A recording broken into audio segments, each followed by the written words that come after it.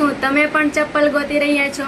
એ પણ તમારા જ ભાવમાં? તો પહોંચી જજો રાધે ફેશનમાં. રાધે ફેશનની અંદર તમને 150 રૂપિયામાં 2 જોડી ચપ્પલ મળી જવાના છે. એમાં 2 વેરાયટી રહેવાની છે અને સાઈઝ આમાં 3 અવેલેબલ રહેવાની છે. 36 નંબર, આ 37 નંબર અને આ 38 નંબર.